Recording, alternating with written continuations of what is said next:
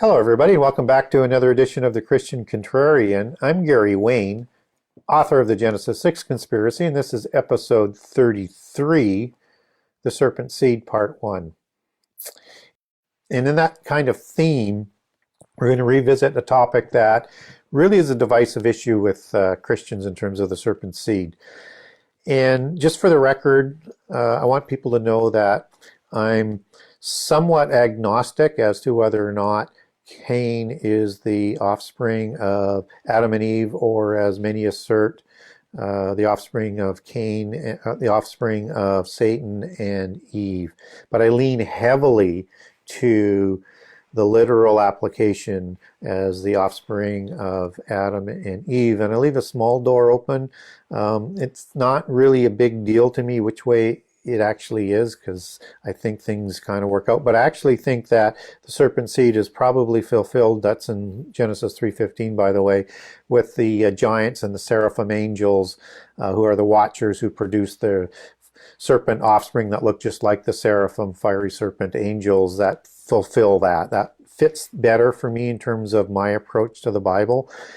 And again, this topic is going to sort of underline my approach and help other people, hopefully, to have an approach where you can test not only what I say, what I believe, but what others say, and to help you learn wherever you are on your learning quest in Scripture, to continue and have an approach that you can rely on. So just sort of quickly, I have a couple of approaches that are important as we go through this, and I'll just underline them as a literal approach as opposed to the allegorical approach, which is a Gnostic way of approaching Scripture, that everything is an allegory and there's hidden meanings, and that's what you have to look for. So when there is allegory, it has to be defined with the Bible, and the meaning has to fit with the narrative.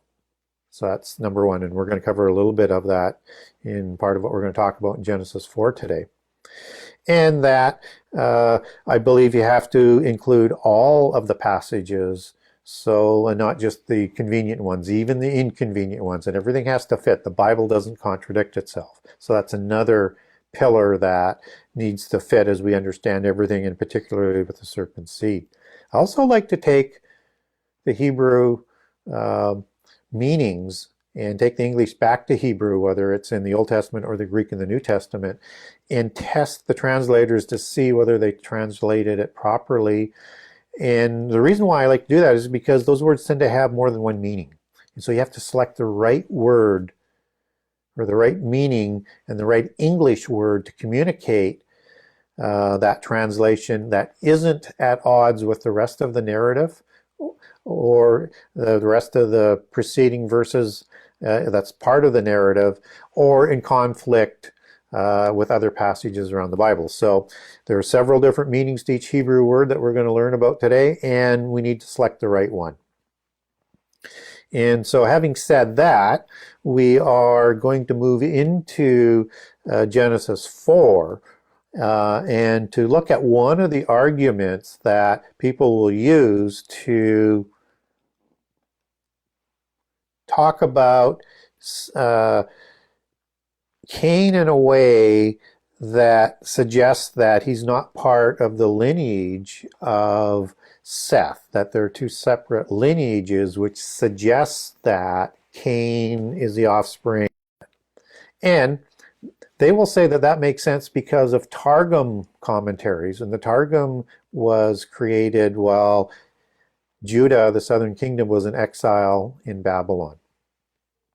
And they developed the Targum, which is an oral commentary that Jesus also spoke against, and how the Pharisees applied and reinvented the Bible, mostly through using the Targum as a commentary, because they'd lost the Hebrew language for the common everyday language, and the Jewish people had to be taught in Aramaic. And so they created this Targum, and that's what comes back. And in that Targum, it clearly says in the commentary, in what we'll cover in Genesis 3, that Cain was the offspring of Satan and Eve. So, but we're not going to cover Genesis 3 today. We're going to cover Genesis 4 and work our way back. And again, I have a literal approach, so we're going to start with understanding this argument that Cain and Seth aren't of a different lineage, and we're going to walk through the language of Genesis 4 and start explaining this. So I'm just going to read Genesis 4, 1 and 2 because it's a perfect place to start, and it'll underline a few of the concepts that I'm talking about. So in Genesis 4, 1, you have Adam knew Eve his wife, and she conceived, and bare Cain and said, I've gotten a man from the Lord. And in Genesis 4:2 it says, and she again bare his brother Abel. So we have several words in there that we're going to cover off from a literal perspective and also be taking that back to Hebrew. And that if you just look at some of those words that kind of come rushing forward to support each other, you have the words knew, which is yera, you have conceived, which is hera, you have bear, which is yalad, and there's another word I'll be covering off in there as well. But what's important to understand is the whole narrative on its face value seems quite clear that Cain is the offspring of Adam and Eve. So let's start with the word knew, as in Adam knew his wife. Now, knew is that word yada, and knew actually goes back to two words, yada and eth. So we'll begin with yada, which means to know or to be acquainted with, to understand, to gain knowledge, as in, after eating from the tree of the knowledge of good and evil, obviously, Adam and Eve knew that knowledge. And again, we're going to come back to that, not today, but in the next edition of the Contrarian. So yada means to know or be acquainted, and eth as in self and in object and as an object of a verb. So there's an action. Know as an action. So there's two words there, not just the one word, and that's really, really important in terms of the know. And most people have been taught in Christianity that the word, two words to know, as in this action with that word eth, as in this object of a verb or a preposition, that is an allegory for a sexual relationship. So again, we're into this allegory. So we need to see whether or not it fits to be as being acquainted with, to understand, or does it fit better with to know? And is there another application in the Bible where we can look towards the application of to know in that sexual sense? So, and the answer to that last question is yes. So if we have Genesis 19 in the Sodom and Gomorrah narrative, then we know that the two individuals who were angels who were being oppressed under Lot's household governance by the people of Sodom, they wanted to have those angels come out to know them, to have sexual with them. And just as Lot is offering his daughters for them to know in replace of. So we have that as one of the examples, and there are more examples, and I'll come back to that, but just to lay that on the table in terms of the word to know as in an action. So the first word, Adam and Eve knew his wife, so they were intimate, and the allegory with the action seems to be there because it's not about just becoming acquainted with, because Adam already knew Eve. It's not about understanding knowledge or something, because they have a history.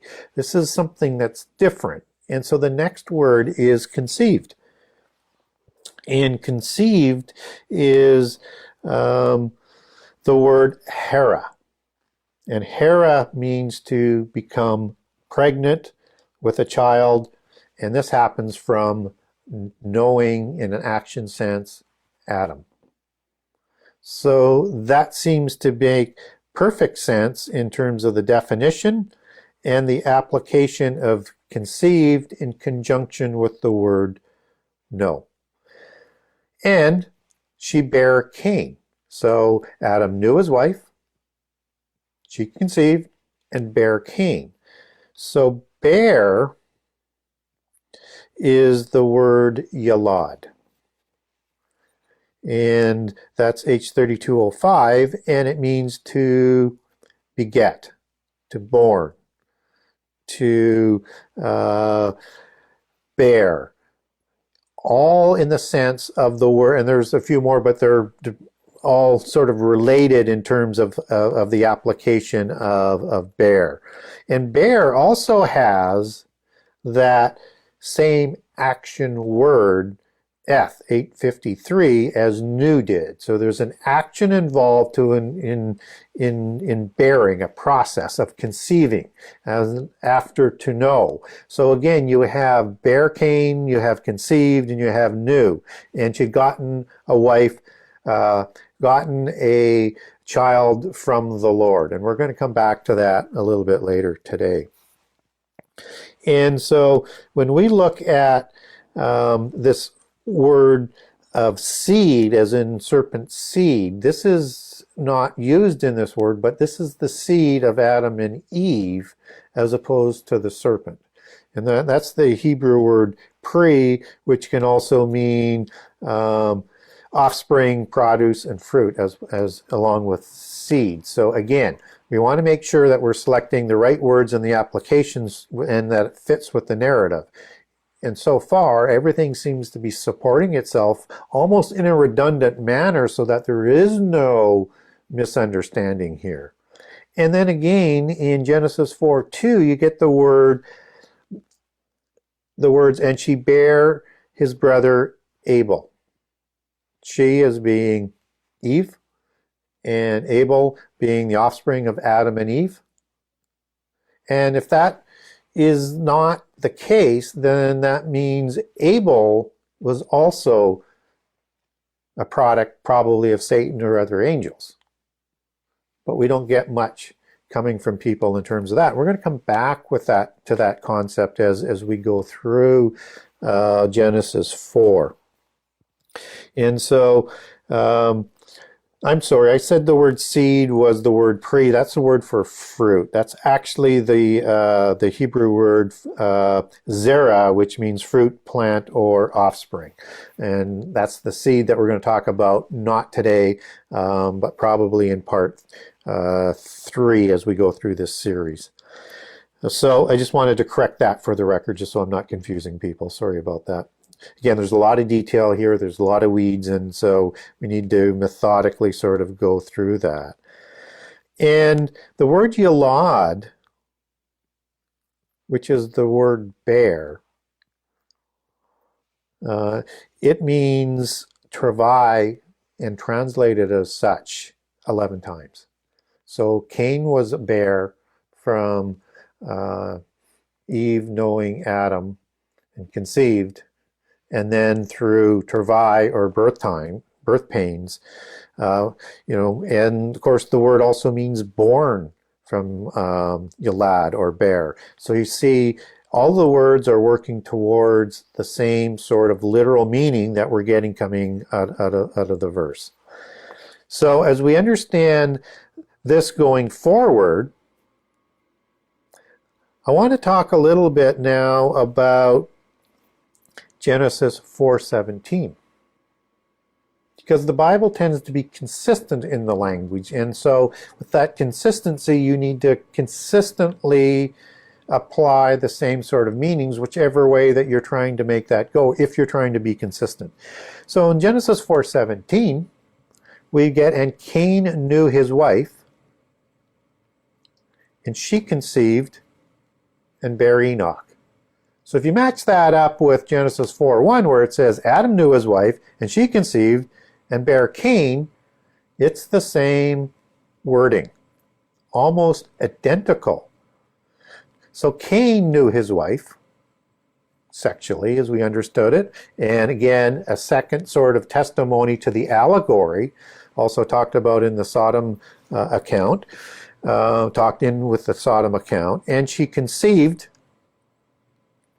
which is the word hera, as we talked about, and bare Cain, born, begat, action words. And again, we now have to look at this and say, okay, if we're going to say that Cain was the offspring of Satan, then if the language is the same about Enoch, then we have to say Enoch comes about in the same way as Cain did, either through Satan or through, in this case, Cain knowing his wife, just as Adam and Eve knew each other. So the literal and Hebrew meanings are testifying that Cain would be born in the same manner that Enoch was, and nobody talks about Enoch, son of Cain, as being the offspring of Satan or other angels. And you get the same word coming forward in born that goes back to Yalad in 4:18, where you've got Enoch was, and unto Enoch was born Arad, and then Arad begat Yalad again, and all through the lineage of Cain, you get the same language. And it's the same language and the Hebrew words that were being used in Genesis 4:1 and 4:2 for both Cain and both Abel. So let's now just underline what we're talking about knowing, as in Genesis 4:17 and Genesis 4:1. In Genesis 19:5, and this is the Sodom account, it says, and they called unto Lot and said unto him, we are the men which came into thee this night. Where are the men which came into thee this night? Bring them out unto us that we may know them. Okay, same word, same meaning, same allegory. And that's probably the strange flesh that's being talked about in terms of the angelic flesh that Jude 1:7 likes to talk about. So as we progress, you have a similar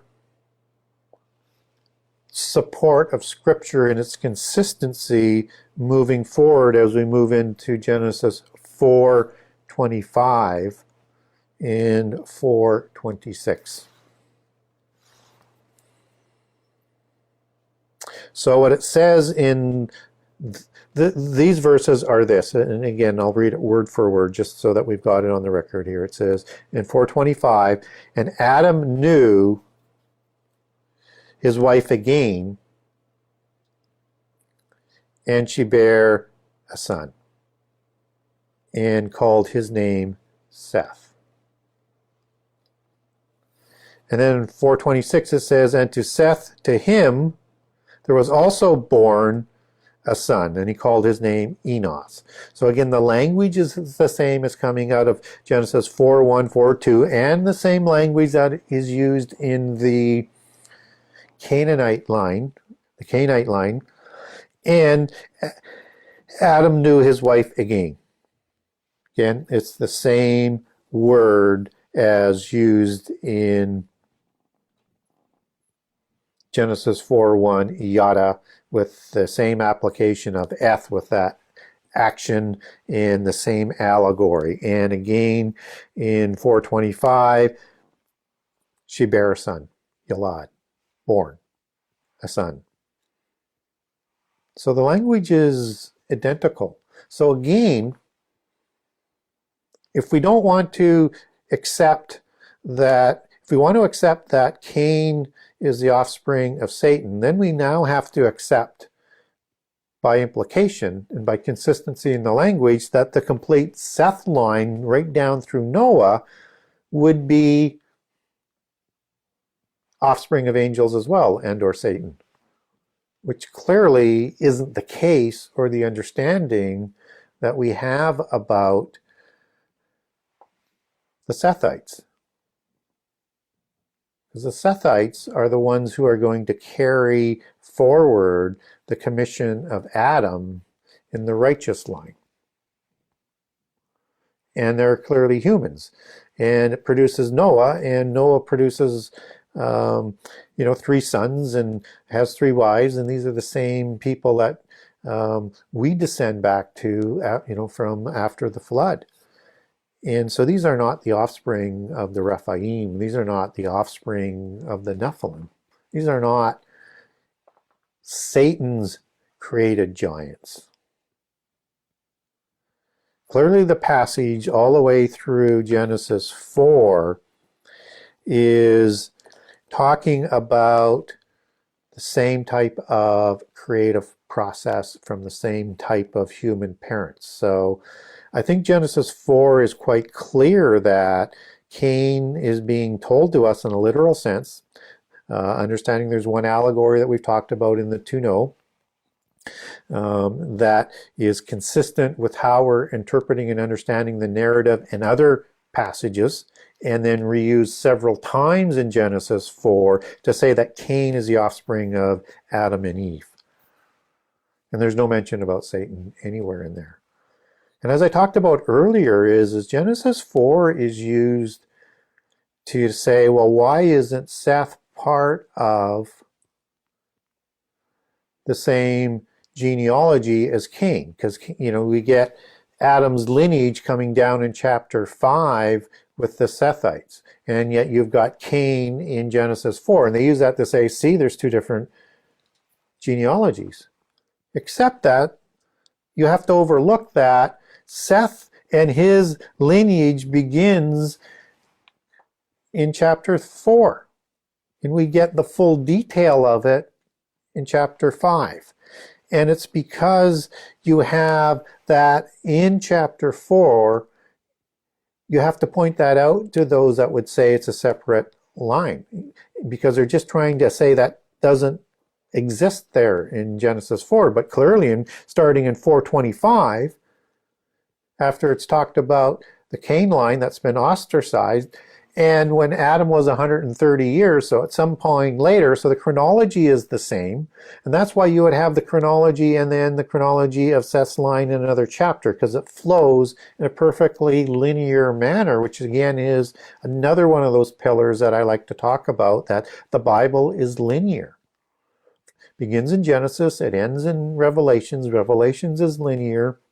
And where you might have, like the book of the prophets that aren't coming out in a strictly linear manner, you get markers where you can insert it. But clearly the chronology and the genealogy is coming out in perfection in Genesis 4, starting with the Cainites, and then later Seth is born, and then after that other siblings are born. And, we don't know how many according to the Bible, but we presume quite a few. And so we get in Genesis 5 then is Seth inheriting the inheritance and the blessings given to Adam by God. Cain is ostracized, so he replaces them, and he's part of the same generation. And I'll come back to that right at the end here. But anyway, don't let anybody tell you that Genesis 4 clearly says that Seth and Cain are in different genealogy, because they're not. They're part of that same narrative and genealogy in chapter 4, starting in verse 25. So pretty easy to knock that down, as long as you take a little bit of time, take a step back, read the whole narrative. And the whole narrative can't be in conflict. And it can't be in conflict with other passages.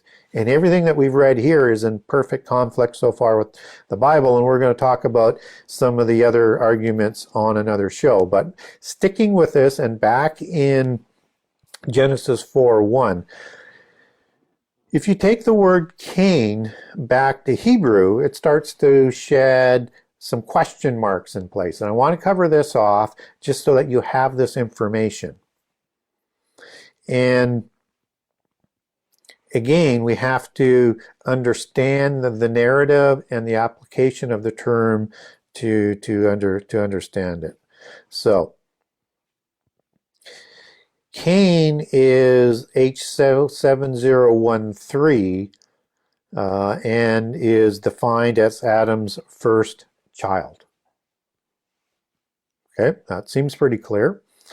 And it can also mean Kenite, and it can also mean possession or smiths, just as Tubal-Cain of the Cain line an offspring of Lamech of the Cain line, is thought to be a smith as well, and a metallurgist in mythology, and thus has the name Tubal-Cain for that type of meaning.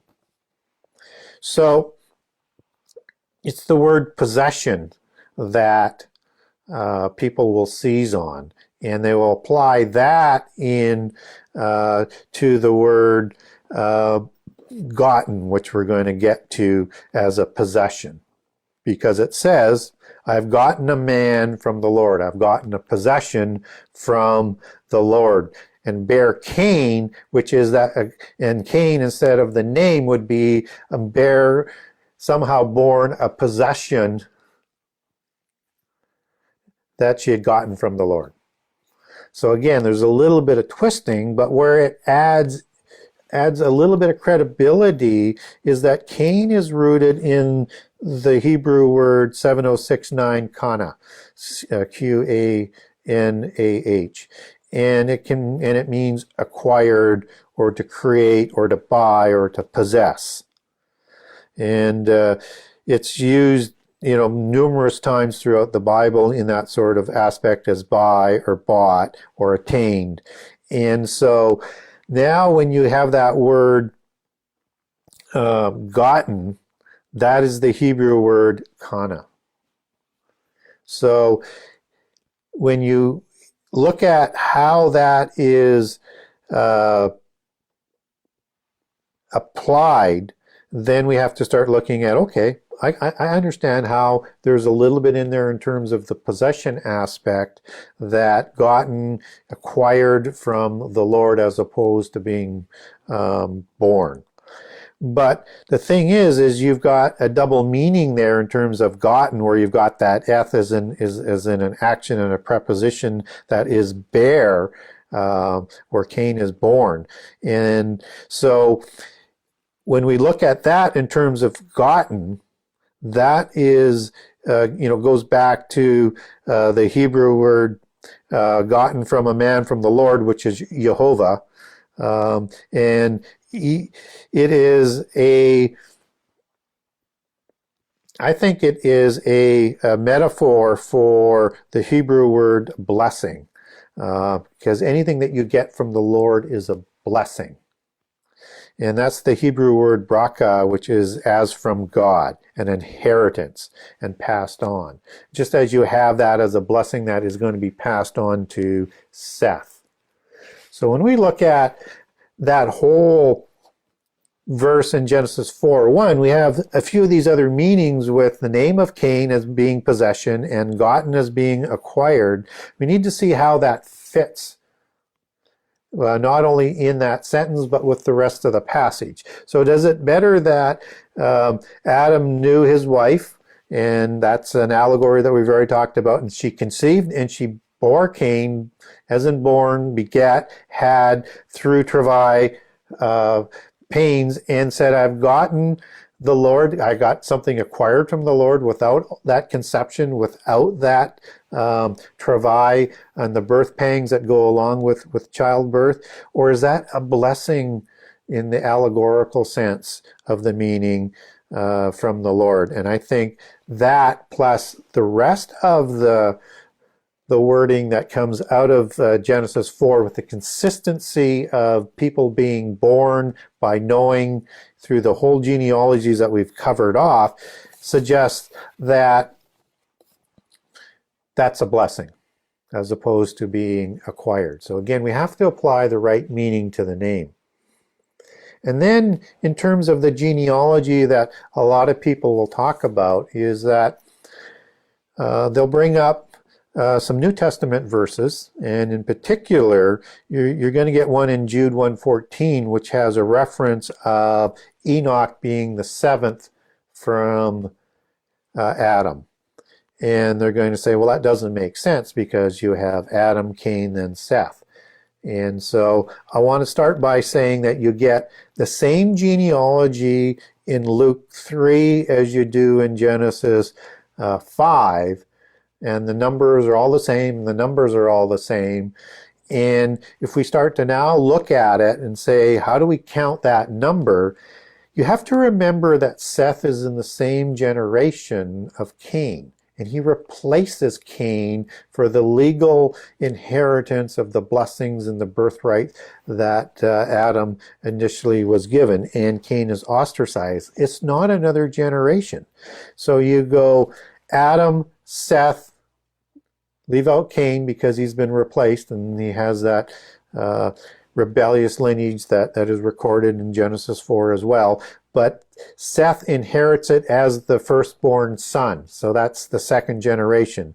And then everything counts to the seventh as well. So you've got, Adam, Seth, Canaan, Malahel, Jared, and Enoch. That's 7. So again, don't let people move the numbers around. You need to understand how laws and birthrights and inheritance were passed on. But the biggest thing to understand in that is the generation. So the next show that we're going to do is going to be on Genesis 3, and we're going to, walk through that in detail. And I think we'll show you some very enlightening things on the next show. So until the next time, may God bless everybody abundantly, and looking forward to episode 34.